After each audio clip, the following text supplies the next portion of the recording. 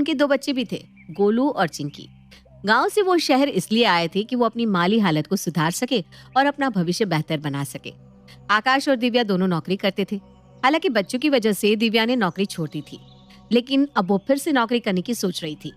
उन दोनों को अपने माता पिता से दूर रहे भी काफी समय हो चुका था, और जब वो दोनों सेटल हो गए तो उन्होंने उन दोनों को भी अपने पास बुलाने की सोच ली। हाँ, मुझे भी यही लगता है कि माँ जी और पापा जी को अब गांव से बुला लेना चाहिए। पहले की बात अलग थी, हम इतने सक्षम नहीं थे, लेकिन अब तो हम उनका खर्चा उठा सकते हैं। हाँ हाँ, बिल्कुल सही कह रहे हैं आप। वो दोनों यहाँ आएंगे ना तो उनका मन भी बच्चों के साथ लगा रहेगा। और बच्चों को भी दादा दादी का प्यार मिल जाएगा। ठीक है, तो आज ही उनसे बात कर लेते हैं और उनके यहाँ आने की टिकट करवा लेते हैं। चलो, मैं उनको फोन लगाता हूँ। दिव्या और आकाश का सोचना ये था कि अब उन्हें अपने माता पिता को यहाँ बुला लेना चाहिए, जिससे बच्चों का और उसके माता पिता का समय भी अच्छे से गुजरे। इसी बात को ध्यान में रखते हुए आकाश ने माता पिता को फोन लगाया। हेलो, प्रणाम पापा, कैसे हैं आप? हम तो ठीक है यहाँ बेटा, तुम कैसे हो? और बच्चे? हम सब भी यहाँ ठीक है पापा। हम सोच रहे थे कि अब आपको यहाँ आ जाना चाहिए। अब हम दोनों भी सेटल हो गए हैं, अच्छा खासा कमा भी रहे हैं, इसलिए आप और माँ यहाँ आ जाइए। अच्छा, पर तुम्हें और बहू को कोई तकलीफ तो नहीं होगी ना हमारे वहाँ आने से? अरे कैसी बात कर रहे पापा, हमें क्यों तकलीफ होने लगी? वो तो पहले हम खुद अपने पैरों पर खड़ा होना चाहते थे, इसलिए आप लोगों से अलग थे। अब यहाँ सब कुछ अच्छा हो गया है, आप और माँ यहाँ आ जाइएगा। 1 मिनट, अपनी माँ से ही बात कर लो। हाँ आकाश बेटा, ये तो तुमने बहुत अच्छा सोचा। हमें बिना तुम्हारी, गोलू की, चिंकी की बड़ी याद आ रही थी, इसीलिए तो कह रहे हैं माँ हम टिकट भिजवाते हैं, आप लोग आ जाइए यहाँ। हम 5 दिन के बाद की टिकट निकलवाते हैं, तब तक आप अपना सामान बांध लीजिए। ठीक है बेटा। चलो अच्छा है, अब हम भी आकाश के साथ वहीं रहने जा रहे हैं। हाँ अच्छा तो है, पर कुछ दिन पहले आकाश फोन पे कह रहा था कि दिव्या फिर से नौकरी करने वाली है। कहीं हमें इसलिए तो नहीं बुला रही बहू कि हम उनके घर का काम करें और वो आराम से ऑफिस में काम करें? अरे अब ये सब तो चल कर ही पता चलेगा ना। और यहाँ भी तो घर का काम करती हो, वहाँ थोड़ा सा काम कर लिया तो क्या फर्क हो जाएगा? आप ना कुछ समझते ही नहीं हो जी। हम सब कुछ समझते हैं। देखो बेटा, बहू प्यार से बुला रहे हैं, वहाँ चलकर कोई तमाशा मत कर देना, समझी? हम कहाँ कुछ करते हैं जी, आप तो जब देखो हमें ही कोसते रहते हैं। चलो अब बातें बंद करो और सामान बांधना शुरू कर दो। हाँ हाँ ठीक है। कावेरी को डर था कि दिव्या उसे वहाँ इसीलिए बुला रही है जिससे वो उसे घर और बच्चे को संभालने को दे दे और खुद ऑफिस जाकर काम कर सके। लेकिन दिव्या के मन में क्या था, अब वो तो वहाँ जाकर ही पता चलने वाला था। आकाश देखो, माँ जी और पापा जी का कमरा ठीक है ना? मैंने यहाँ सब कुछ बदल दिया है जैसा उन्हें पसंद है। हाँ, ये सही किया तुमने। वो क्या है ना, वो गांव से आ रहे हैं तो उन्हें अलग अलग नहीं लगना चाहिए। मैं समझती हूँ, इसीलिए तो मैंने उनके कमरे में सब कुछ उनकी सुविधा के हिसाब से ही रख दिया है। वो लोग आज शाम को ही ट्रेन से उतर रहे हैं, मैं उन्हें ऑफिस से आते वक्त लेता आऊंगा। ये दादी आ रही है, अब तो बहुत मजा आएगा। हाँ, अब तो पूरा दिन तुम दोनों को उन्हीं के साथ रहना है, समझे दोनों? हाँ हाँ, हम तो उनके साथ ही रहेंगे मम्मा। आकाश शाम को अपने माता पिता को घर ले आए। दोनों आकाश का घर देखकर काफी दंग रह गए। अरे वाह, आकाश क्या घर बनाया है बेटा, ये तो महल से कम नहीं लग रहा सच में। सच में गांव में ऐसे घर तो बस साहूकार लोगों के ही होते हैं। पापा हम भी तो साहूकारी हैं अब। मेरा मतलब है मैं अच्छा कमा लेता हूँ, इसलिए आपको फिक्र करने की जरूरत नहीं है। मैं चाहती हूँ तो हमेशा आगे बढ़ता रहे बेटा। माँ जी, पापा जी आइए, खाना लग गया है, बैठिए। बहू, तुमने घर को तो बहुत अच्छे से सजाया है। हाँ दिव्या बहू, ये बात तो माननी पड़ेगी कि तुमने घर को बहुत सुंदर बनाया है। साथ में नौकरी, बच्चों को संभालना, कितनी होशियार है हमारी बहू। सच में आजकल इतना सब एक साथ कर पाना कितना मुश्किल है, लेकिन तुमने तो सब कुछ बड़े अच्छे से संभाला है। बस नजर ना लगे मेरे बेटे बहू को। ये सब तो आप दोनों का आशीर्वाद है माँ जी। लीजिए, आप दोनों खाना शुरू कीजिए, मैं गरम गरम रोटियां लेकर आती हूँ। आकाश के माता पिता के आने से घर का माहौल और भी अच्छा हो गया था, और तो और बच्चे भी खुश हो गए थे दादा दादी के आने से। गोलू, चिंकी, चलो तुम दोनों अब दादा दादी को आराम करने दो, बहुत हो गया खेलना। नहीं मम्मा, थोड़ी देर खेलने दीजिए ना दादा दादी के साथ। अरे कल सुबह तुम दोनों का स्कूल है ना, चलो। और दादा दादी दोनों थक गए हैं, उनको आराम करने दो। वैसे भी कल से तो हमारे साथ ही रहेंगे ना।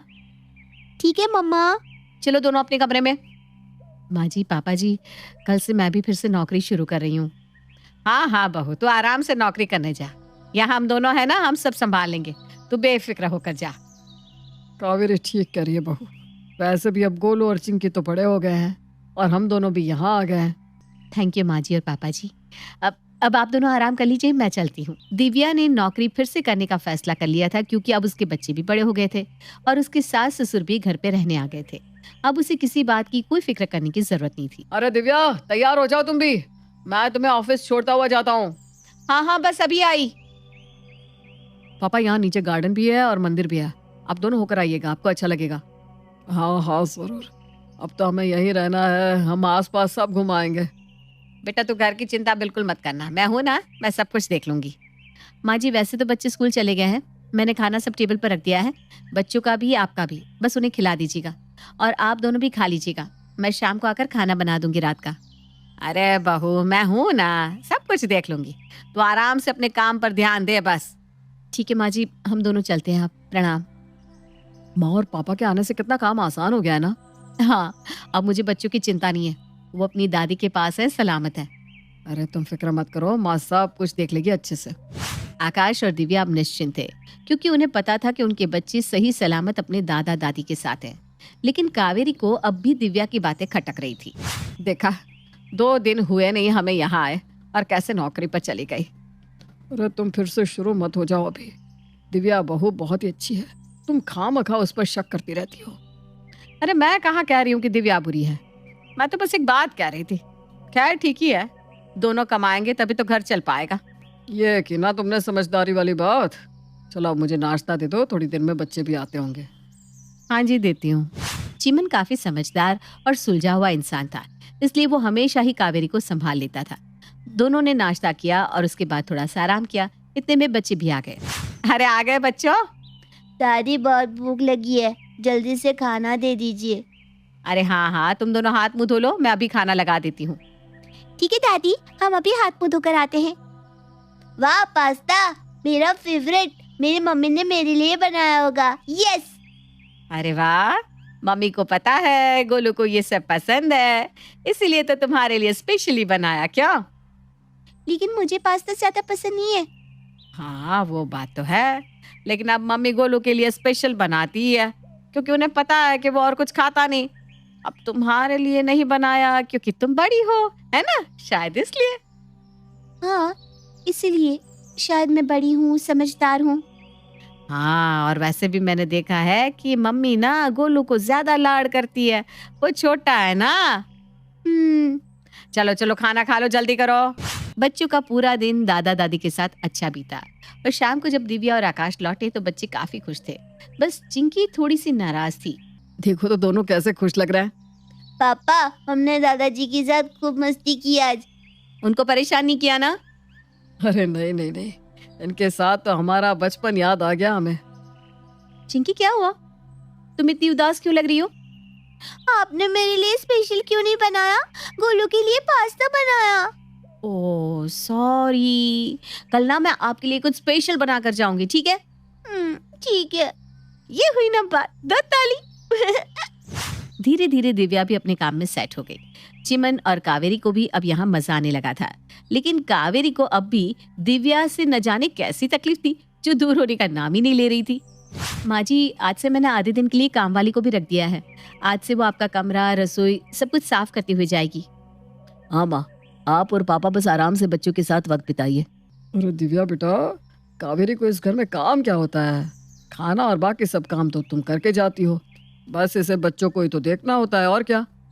जी पापा जी, लेकिन अब इनकी भी उम्र है, वो ये सब काम क्यों करें, इसलिए मैंने आज से काम वाली रख दी है। अरे तुम फिक्र मत करो, मैं सब कुछ देख लूंगी, तुम दोनों आराम से काम पर जाओ। ठीक है माँ जी। चलो दिव्या, मुझे आज लेट हो रहा है। आकाश, आजकल चिंकी पता नहीं क्यों उखड़ी उखड़ी रहती है, कई बार तो गुस्सा भी हो जाती है। अरे बच्ची है, शायद तुम्हें मिस करती होगी। हाँ ये भी हो सकता है, रात को मैं उसे ज्यादा समय दे दूंगी, ऐसा ही करूंगी। ये सही बात है। दिव्या और आकाश के जाने के बाद कावेरी आराम से अपने कमरे में टीवी देख रही थी। तभी गांव से फोन आता है। हेलो, कैसी हो शीला? अरे कैसी हो कावेरी, तुम तो शहर जाकर हमको भूल ही गई। अरे अब यहाँ काम ही इतना होता है कि क्या ही बताएं। बहुत काम होता है? क्या मतलब? वहाँ जाकर तुम काम करती हो क्या? अब कहने को तो ये हमारे बेटे बहू का घर है, लेकिन दोनों नौकरी करते हैं तो घर हमें ही देखना होता है, बच्चों को भी ना हमें ही देखना होता है। तभी तुमको गांव से शहर बुलाए रहे ये लोग। अरे कोई बात नहीं, अब अपने ही पोते पोती है, उनका काम करने में क्या दिक्कत। लेकिन अब ना हमारे घुटने भी काम नहीं करते बस। अरे अब इस उम्र में इतना काम करे रही तो घुटने तो दुखेंगे ही। खुद को चली जावे है काम पे, पीछे तुम्हें घर और बच्चे सौंप जावे हैं। ये क्या बात हुई भला? अरे चल कोई ना, अब जो है सो है। चलो अब हम फोन रखते हैं, बच्चे आते ही होंगे, उनके लिए खाना भी गर्म करना है हमें। अरे अपना ध्यान रख कावेरी, हमें तो सुनकर ना बहुत ही दुख हुआ। हाँ, तुम भी अपना ध्यान रखना। कावेरी ने गांव में ये खबर फैला दी थी कि उसकी बहू सारा घर उसी के हवाले करके खुद नौकरी करने चली जाती है, जबकि ऐसा कुछ भी नहीं था। लेकिन यहाँ तक तो फिर भी ठीक था, पर कावेरी ने जो बीज चिंकी के मन में डाला था उसका नतीजा बहुत बुरा होने वाला था। अरे आ गए तुम दोनों? हाँ दादी, दादी देखिए मुझे स्टार मिला। अरे वाह, ये तो बहुत अच्छी बात है। हाँ मम्मी ने मेरी मदद की थी इस प्रोजेक्ट को बनाने में। अरे वाह, मम्मी तो गोलू की हर बात मानती है। गोलू लड़का जो है छुट्टा भी है ना, क्या चिंकी? हाँ मम्मी हमेशा ही गोलू की बात मानती है, क्योंकि वो लड़का है और मैं लड़की, इसलिए वो सब कुछ स्पेशल उसके लिए ही करती है। अरे चिंकी बेटा गुस्सा मत हो, यहाँ जाओ, यहाँ आ जाओ बच्चे मेरे पास। मम्मी गोलू से ज्यादा प्यार करती है क्योंकि वो लड़का है। चिंकी, ये क्या बात कर रही हो बेटा?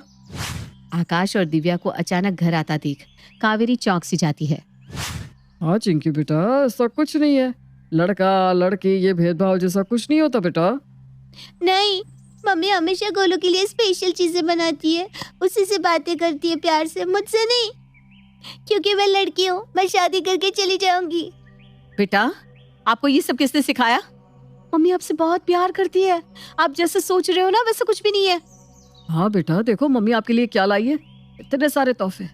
देखो अगर वो आपसे प्यार नहीं करती तो क्यों लाती ये सब? ये सब आप मेरे लिए लाए हो? हाँ बेटा।